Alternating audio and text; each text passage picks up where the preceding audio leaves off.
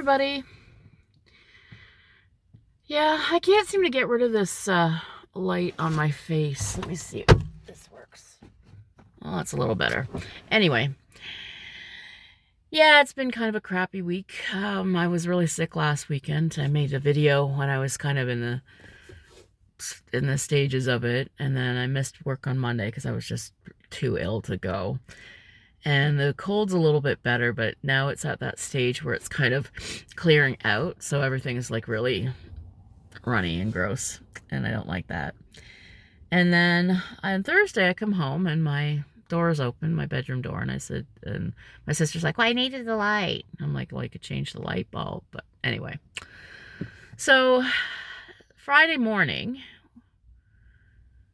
my sister wakes me up so that we can go and take out the garbage. Now, I don't know if I've explained this before, but my sister's insane, and she refuses to put the garbage in the dumpster at my building. She insists on driving it all over town so that we can put it on the curb in another part of town.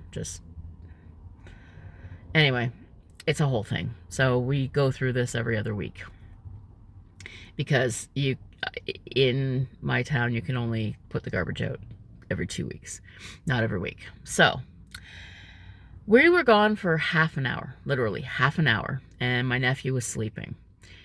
And I came home to find the one time I didn't zip up my laptop bag, the one time in 2 years that I haven't been able to keep it safe. I come home and I find my laptop case folded over on my bed. The other one, because it was actually inside of 2 cases. I just didn't zip it up. The other one was pushed down the side of the bed. My fan was pushed over and turned off because I had left the fan on.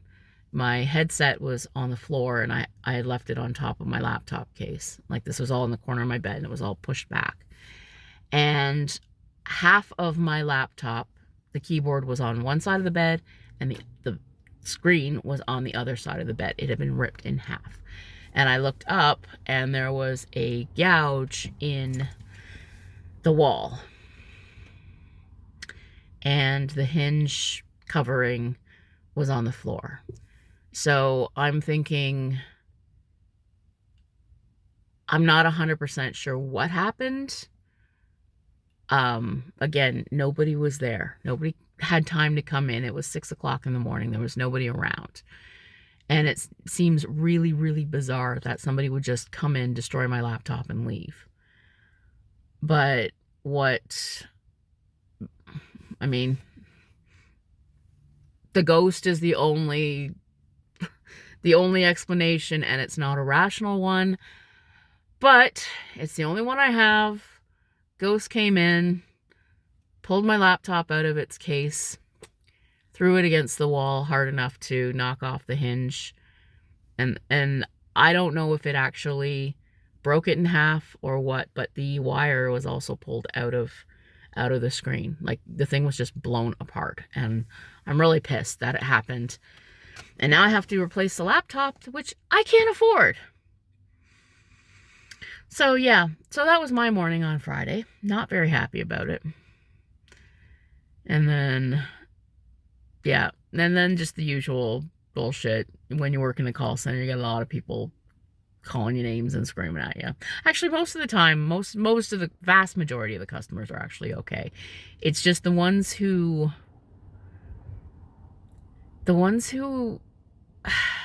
don't read their contracts, and it's like you're making a fool of them when you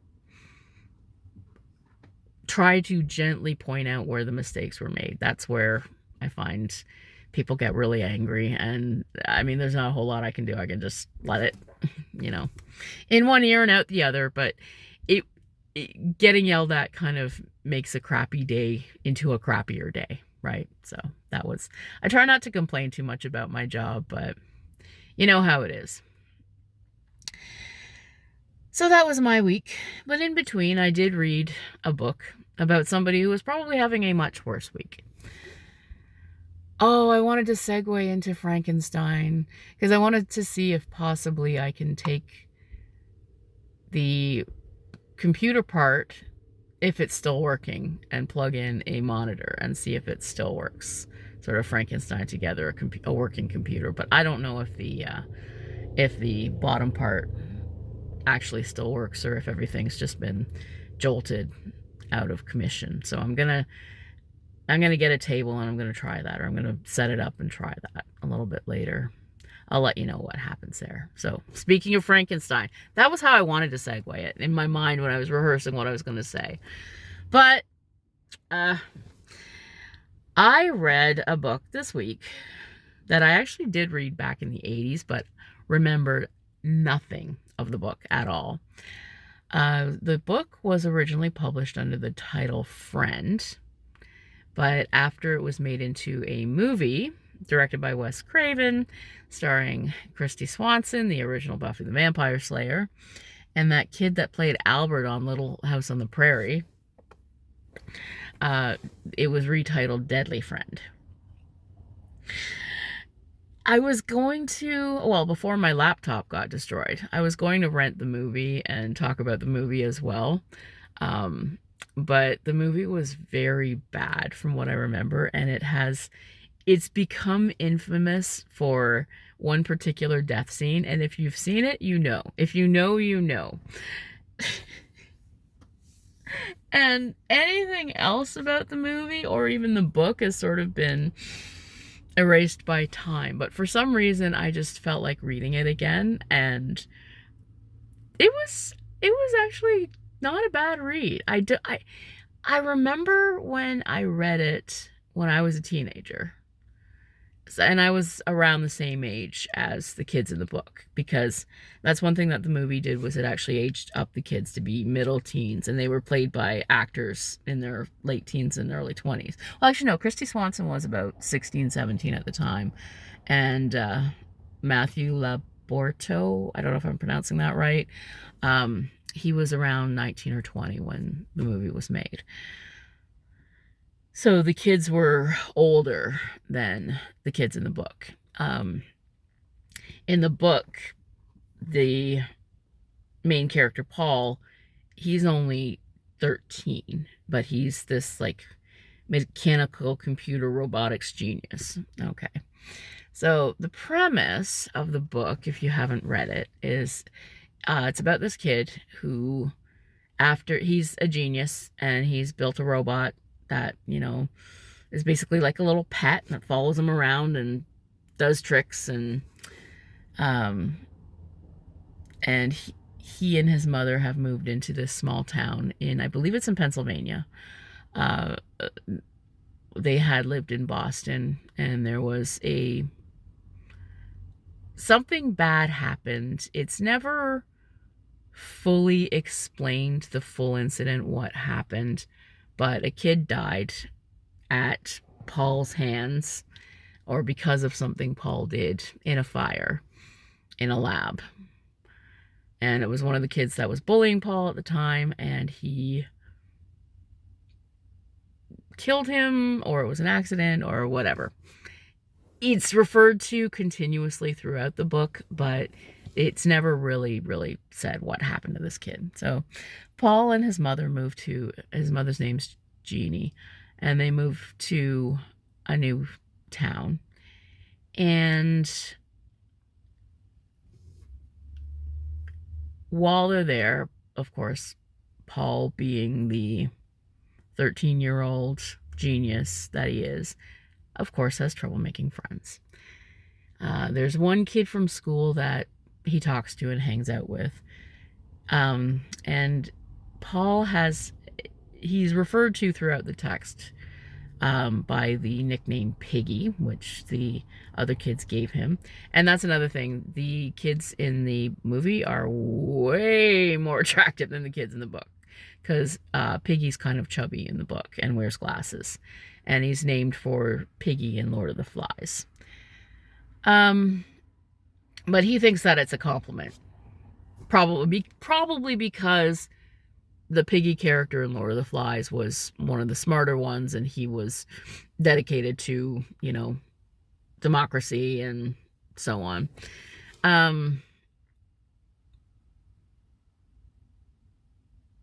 And I'm sure that there are some literary comparisons that can be made here, both to Frankenstein, because obviously it's an updated version of the Frankenstein story, and to Lord of the Flies, and so on.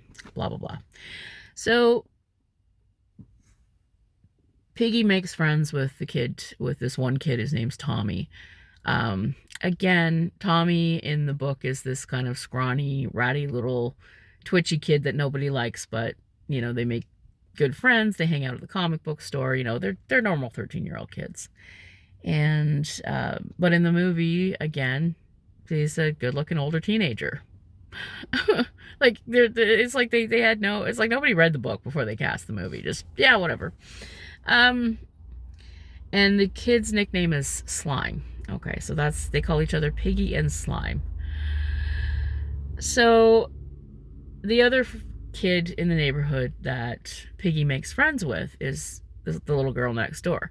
Now, again, in the book, she's only 11, but, Piggy's friends with her, and he cares for her, and she is, unfortunately, just in the bad situation. Her mother left, we think, possibly was killed. It's never quite certain.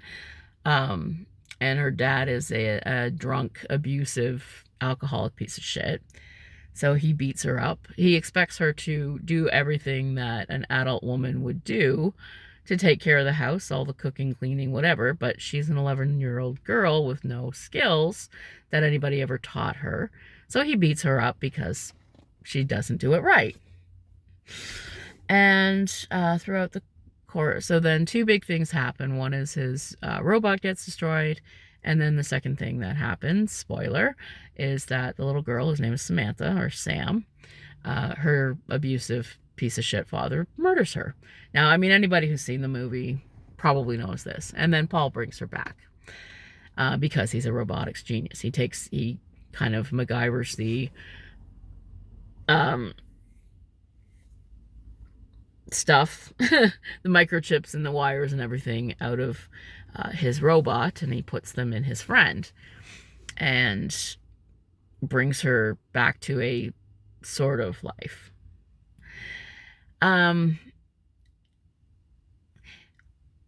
What was interesting about it is that it does touch on quite a few of the same themes as the original Frankenstein story. The idea of taking responsibility for your creations. And in this case, Piggy is an interesting character because he's only 13, even though he has this, giant science talent, he still has the hubris and lack of ethics that a 13-year-old might have. He is strictly thinking that he is going to miss his friend, and he's grieving and hurting, and he just wants her back. He doesn't think of the implications of everything else that's going to happen. So, of course, she comes back wrong and starts killing people, which apparently is what happens when things come back from the dead. I don't know why. I want to see a story where something comes back from the dead and is just sort of like, just like an actual zombie. Can't really do anything, can't really function. Just sort of sits there like a lump. Oh, but it's alive. Because that's what would probably happen. Anyway, so as the story unfolds, Piggy just gets more and more set in trying to keep Sam around, even though keeping her around is a terrible idea. And she smells bad. And it's been a really long time since I read Frankenstein, but I do remember some of the things about it, where the monster has enough brains to be able to say, I never asked for this, and fuck you, and then runs off into the night. And it does end in a cold and a storm, the way that the original Frankenstein did. So I thought that was kind of a nice touch. But yeah, I'm gonna give it 4 out of 5. It's a pretty enjoyable read.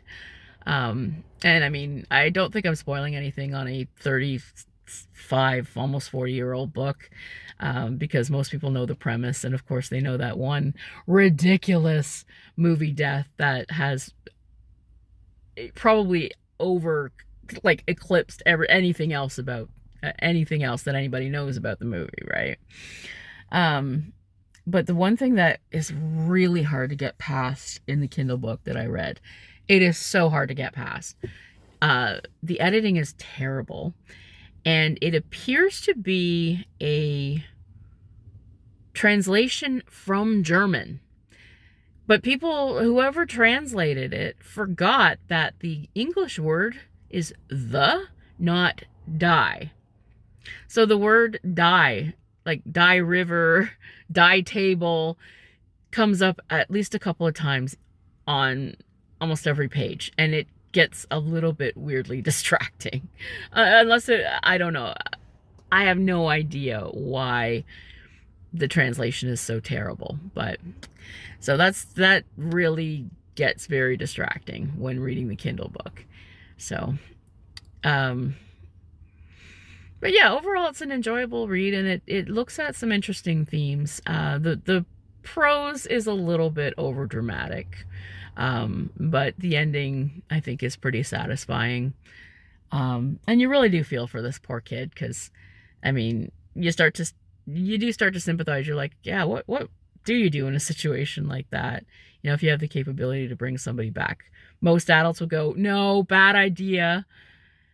But when you're in that sort of selfish hubris of grief, and you would do anything to have that person around again, sometimes you know, it's a dark fantasy of the absolute worst that of our impulses. And that's what grief and love can do.